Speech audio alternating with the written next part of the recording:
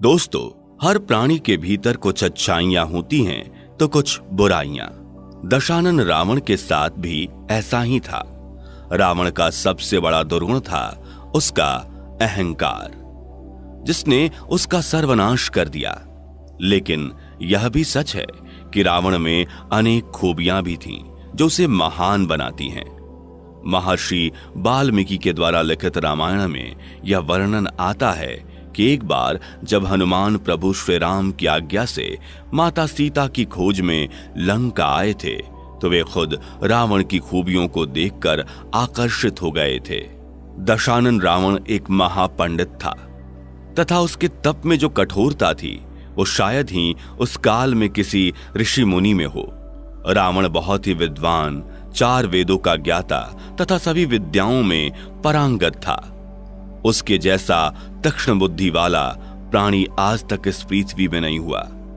इंसान के मस्तिष्क में ज्ञान व बुद्धि का भंडार होता है जिसके बल पर वो जो चाहे वो पा सकता है, परंतु रावण के तो 10 सिर थे। रावण के इस अद्भुत ज्ञान को देख भगवान शिव ने उन्हें अपने घर वास्तु शांति के लिए आचार्य पंडित के रूप में निमंत्रण दिया था। रावण की मां का नाम कैकशी व पिता का नाम ऋषि विशर्वा था। रावण की माता एक दैत्य कन्या थी। रावण के भाई बहनों में कुंभकर्ण, विभीषण, बहन सूर्पणखा के साथ ही धन के देवता कहे जाने वाले कुबेर भी उनके भाई थे।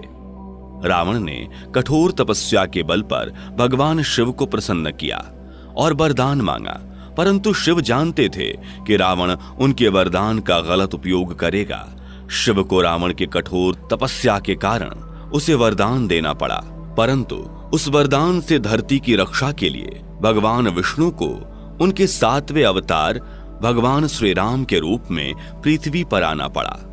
रामायण के अनुसार जब रावण ने श्री राम की पत्नी माता सीता का अपहरण किया तो राम ने हनुमान सहित लंका के राजा रावण पर आक्रमण कर उसका वध कर दिया। रावण जब मरणासन अवस्था में था तब श्री राम ने अपने भाई लक्ष्मण से कहा कि रावण समस्त वेदों का ज्ञाता है, पूरी पृथ्वी पर उससे बड़ा ज्ञानी कोई नहीं, अतः उसके समीप जाकर उससे ऐसी शिक्षा ग्रहण करो जो तुम्हें उसके अलावा किसी अन्य महाज्ञानी से प्राप्त नहीं हो सकती। राम की आज्ञा पाकर लक्ष्मण रावण के समीप गए और उनके सर की ओर खड़े हो गए, परंतु रावण ने उनसे कुछ नहीं कहा। तब लक्ष्मण फिर से राम के पास लौटे और उन्हें पूरी बात बताई। तब श्री राम लक्ष्मण को समझाते हुए बोले कि यदि तुम किसी से ज्ञान ग्रहण करना चाहते हो तो हमेशा उसके चरणों की तरफ खड़े होना चाहिए, ना कि सिर की ओर। लक्ष्मण फिर रावण के पास गए, परंतु इस समय वे रावण के चरणों की तरफ खड़े हुए। तब महाज्ञानी रावण ने उन्हें 3 महत्वपूर्ण बातें बताईं जो किसी भी व्यक्ति के जीवन में सफलता के लिए आवश्यक हैं। पहली बात रावण ने लक्ष्मण को बताई कि शुभ कार्य जितनी जल्दी हो सके उसे अति शीघ्र करना चाहिए, वह शुभ कार्य को जितनी देर तक संभव हो टालना चाहिए। मैंने प्रभु श्री राम को पहचानने में बहुत देर कर दी। उनसे शत्रुता मोल लेने के कारण ही आज मैं इस हालत में हूं। दूसरी बात, कभी भी अपने शत्रु को छोटा नहीं समझना चाहिए। मैंने अपने शत्रु को भली भांति नहीं आंका तथा जिन्हें मैं वानर और भालू समझ सामर्थ्य में कम समझ रहा था, उन्होंने मेरी पूरी सेना को नष्ट कर दिया। जब मैंने भगवान शिव से अमरता का वरदान मांगा था तो मनुष्य के अतिरिक्त कोई मेरा वध नहीं कर सके कहा था। यह मेरी एक और गलती थी जो मेरे अंत का कारण बनी।